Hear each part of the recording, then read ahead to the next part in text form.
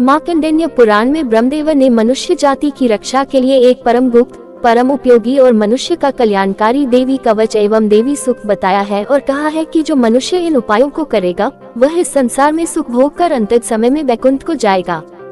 ब्रह्मदेव ने कहा कि जो मनुष्य दुर्गा सप्तशती का पाठ करेगा उसे सुख मिलेगा। नवरात्रि के दौरान श्री दुर्गा सप्तशती के पाठ को अत्यधिक महत्वपूर्ण माना गया है। इस दुर्गा सप्तशती को ही शतचंडी, नवचंडी अथवा चंडी पाठ भी कहते हैं और रामायण के दौरान लंका पर चढ़ाई करने से पहले भगवान राम ने इसी चंडी पाठ का आयोजन किया था, जो कि शारदीय नवरात्रि के रूप में आश्विन मास की शुक्ल पक्ष की प्रतिपदा से नवमी तिथि तक रहती है। हिंदू धर्म की मान्यता अनुसार दुर्गा सप्तशती में कुल 700 श्लोक हैं, जिनकी रचना ब्रह्मा, विश्वामित्र और वशिष्ठ द्वारा की गई है और माँ दुर्गा के संदर्भ में रचे गए इन 700 श्लोकों की वजह से ही इस ग्रंथ का नाम दुर्गा सप्तशती है।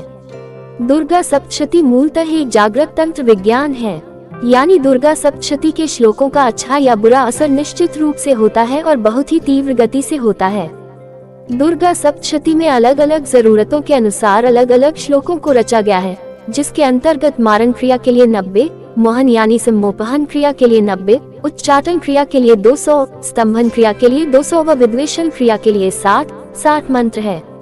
चूंकि दुर्गा सप्तशती के सभी मंत्र बहुत ही प्रभावशाली हैं, इसलिए इस ग्रंथ के मंत्रों का दुरुपयोग न हो, इसके हेतु भगवान शंकर ने इस ग्रंथ को शापित कर रखा है और जब तक इस ग्रंथ को शापोद्धार विधि का प्रयोग करते हुए शाप मुक्त नहीं किया जाता, तब तक इस ग्रंथ में लिखे किसी भी मंत्र को सिद्ध यानी जागृत नहीं किया जा सकता और जब तक मंत्र जागृत न हो तब तक उसे मारण, सम्मोहन, उच्चाटन आदि क्रिया के लिए उपयोग में नहीं लिया जा सकता। हालांकि इस ग्रंथ का नवरात्रि के दौरान सामान्य तरीके से पाठ करने पर पाठ का जो भी फल होता है वो जरूर प्राप्त होता है, लेकिन तांत्रिक क्रियाओं के लिए यदि इस ग्रंथ का उपयोग किया जा रहा हो तो उस स्थिति में पूरी विधि का पालन करते हुए ग्रंथ को शाप मुक्त करना जरूरी है। आइए जानते हैं क्यों और कैसे शापित है दुर्गा सप्तशती के तांत्रिक मंत्र।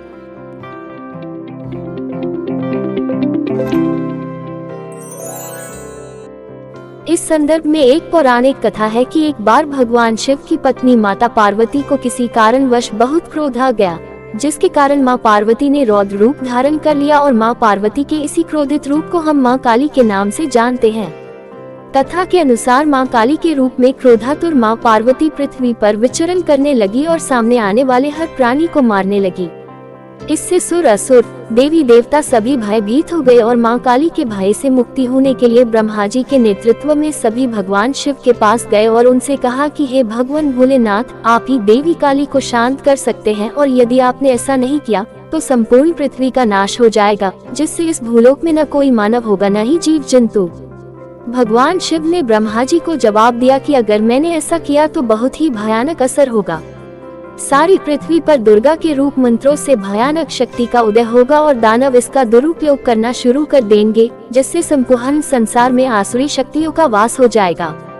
ब्रह्मा जी ने फिर भगवान शिव से प्रार्थना की कि हे भगवान भूतेश्वर, आप रौद्र रूप में देवी को शांत कीजिए और इस दौरान उदय होने वाले माँ दुर्गा के रूप मंत्रों को शापित कर दीजिए, ताकि भविष्य में कोई भी इसका दुरुपयोग न कर सके।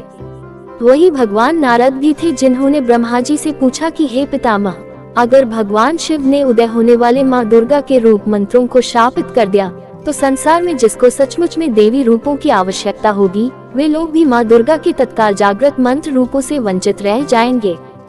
उनके लिए क्या उपाय है ताकि वे इन जागृत मंत्रों का फायदा ले सकें?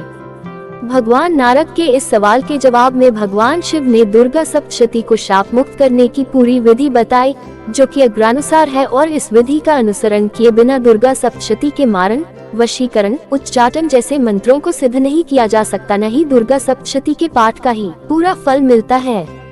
दुर्गा सप्तशती शाप मुक्ति विधि। भगवान शिव के अनुसार जो व्यक्ति माँ दुर्गा के रूप मंत्रों को किसी अच्छे कार्य के लिए जागृत करना चाहता है, उसे पहले दुर्गा सप्तशती को शाप मुक्त करना होता है और दुर्गा सप्तशती को शाप मुक्त करने के लिए सबसे पहले निम्न मंत्र का 7 बार जप करना होता है।